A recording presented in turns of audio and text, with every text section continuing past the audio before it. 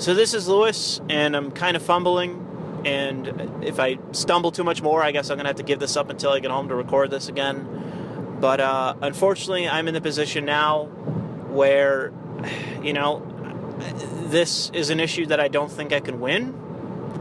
And according to the attorney that I spoke with, who at the time I thought was pretty good, but now I know is actually very aware of this, he's actually done these kind of cases before. And he's pretty certain that this would go to litigation, this would go to court, if they are, you know, going to be. He's in his position. He said that they did pull the trigger, and were overly harsh about this because of the consequences of this, you know, mistake on my part in using this clip in a way that they perceived as, you know, infringing on their copyright. He believes that they were being overly harsh, but it is more the YouTube system, not necessarily them.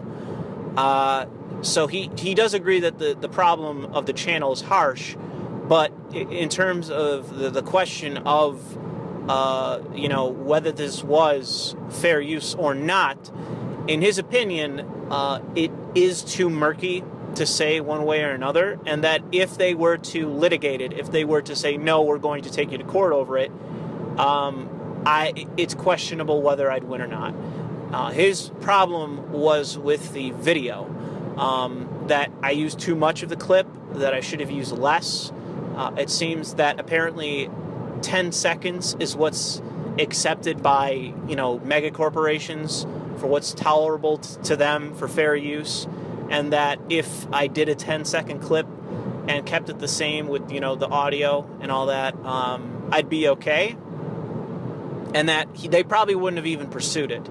However, because I used 30 seconds, that, you know, that's, you know, 15 seconds too long or 20 seconds too long for them, and that if it went to court, it would be questionable if I could even win. And so, you know, the secondary issue is money, and so to retain him as a lawyer, it would be 50 grand. Okay, out of pocket just to get him on my payroll to even touch the case. And to litigate it, it could be anywhere from $150,000 to $250,000 to fight it in court at all. And he said that it would likely go to trial, and that I'd have to fight it the whole way through, because that's how apparently many of these things go. And, you know, the fear would be, would the BBC pull the trigger and do that? And him and I both concluded that the answer was probably yes. If this went to the wrong person and they said, fuck me, I'm going to go after this guy, then I'd probably have to face, you know, a $250,000 lawsuit, whereas on their end, they wouldn't have to face anything because, sorry to those of you in Britain, but you're going to have to shell out for your state media. Whereas the people at the company or the entity don't care. They don't really care. They don't have a problem with fighting a lawsuit because it's not their money. Whereas with me, I'm an individual, and it'd have to come out of pocket completely from me. So my best course of action, according to the lawyer, and I'm more or less agreed with him about where we are now, is to try to reach out to the BBC and basically be as groveling and, you know, apologetic as possible, and, you know, just ask them to get rid of the strike. That, in his opinion, is the best thing to do, is to basically go to them and say, listen, I know why I was wrong. I am wrong. You were right. And I won't do it again. So please get rid of the strike on my channel because it's killing me. And I'm just an individual.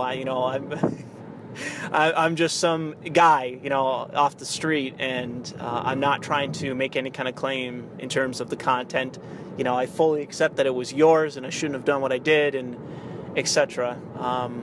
And just explain what, you know, the point of my channel is, what I do, why I use the clip, and the fact that it was about this Stanford professor, this head of this department, and not about, you know, trying to berate them as the pure-hearted, unbiased journalists that they are.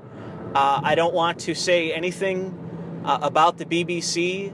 You know, like the 11% of you that are my subscribers that are from Britain that are from the UK. I know this through the analytics, that 11% of my channel, my subscribers are actually in Britain. Basically, fuck you. You're terrible people. The BBC, by the grace of God, you have the BBC. You owe them everything. They are the most righteous entity to ever exist in the UK. They are not partisan. They are unbiased. They are not malicious in any sense. They are a godsend to this earth. And you should feel lucky to have them if you are in the UK. You should feel fucking lucky to have them fighting for you. Because that's what they're doing. They're fighting for you. And this is not sarcastic. I want you to understand how serious I am with this. You are lucky to have the BBC. I know that there's all these people in the UK now that are all like, well, we don't want to pay our taxes to pay for this biased organization and what they do. Well, you're wrong. You're wrong. You're absolutely wrong. They didn't do nothing, okay? And you should pay that tax and also like the TV licensing fee, or maybe it's the same thing, I'm not really sure, but whatever it is that you pay for them to exist, you should be fucking grateful. I think that is the core lesson out of all of this. Is one, please don't sue me, BBC. Two, I'd appreciate if you take down the copyright strike, and I'll be reaching out to whatever department handles that. And three, fuck the fans. You should pay you should pay the TV licensing fee. You should not be skeptical about them as an organization. You should not see them as partisan in any way. That segment of a lunatic Marxist from the Bay Area being in your video that had barely anything to do with virtual reality, that should have been there. It deserved to be there. Your reporting, well, I mean, I don't even have to be sarcastic here. Like, the rest of the report was fine. Like, I didn't dispute any of the fucking shit they had to say about fucking virtual reality. It wasn't about that. You know, I don't care about the rest of their 30-minute segment that was talking about fucking virtual reality. I had nothing to say about any of that. But whatever, you know. I'll just have to see what I can do about what I can do with this. But yeah, in essence, my two options are to pay this lawyer to sit down with me and help me write this letter groveling to the BBC, begging them to get rid of this copyright strike, or basically to wait 6 months. Those are really my two options now, because you know, I'm not even going to risk going to any kind of lawsuit if I can't even fucking win. You know, what's the point of trying to raise and spend $250,000 when you can't even win? You can't even win the fucking case. What's the point? So, you know, it's the unfortunate position that I'm in now, where, you know, I still want to cover that guy, but I'll just have to go through a different avenue of doing that. I just can't use that clip. So I'll see what I can do in that regard. Maybe I'll just read you what this fucking asshole said, rather than, you know, dare risk, you know, stepping on the toes of, you know, the greatest export to ever come from the UK. But I'm sure that I'm nearing my time, and I don't want to violate my probation.